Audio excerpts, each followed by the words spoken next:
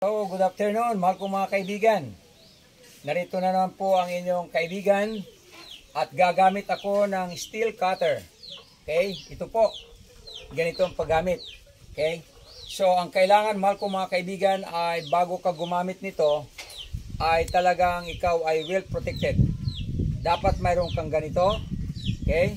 Ito ang pang-protect sa mata para sa tilamsik ng mga maliliit na particles. At kailangan ay mayroon ka ring pangsangga dito.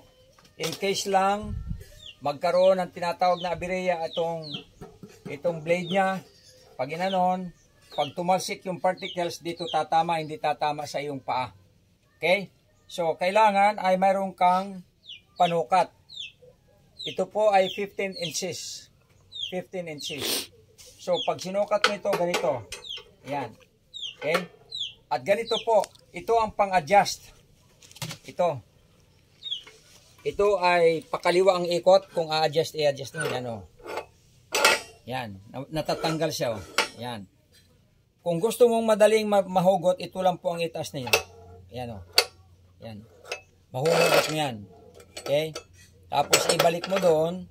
Kasi, tapos ibalik mo yon. Tapos ito ang hihigpitan mo. Yan. So, ganito mga kaibigan, oh. Higpitan ko. Okay. So, ating ngayong paanda nito. Yan. Okay. So, ngayon, bago ko paanda nito, maglalagay na ako ng protection. Maglalagay na ako ng protection din sa mata. At atin pong uumpisahan. Okay. Mahal kong mga kaibigan, ganito po.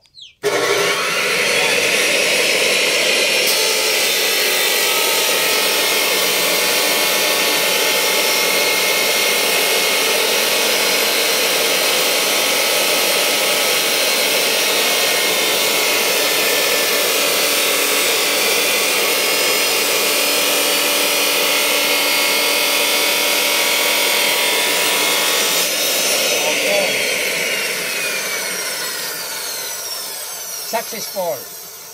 Successful, mahal ko mga kaibigan. Ito na po, oh. Yan, tatanggalin ko na. Ito na po siya. Ito ay number 10 na steel bar. So, ito ay putol na. So, ganun lang po, mahal ko mga kaibigan, ang pagputol ng bakal. Kung lalagarin po ninyo ito, ang tagal. Ang tagal. Pero pag ito ang gamitin po, ang steel cutter, napakabilis lang po. So, ganito lang po ha.